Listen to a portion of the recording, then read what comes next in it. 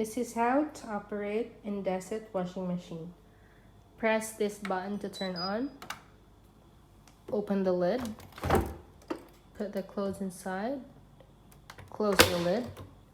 This is where you can put the powder and the fabric conditioner. Just open the lid.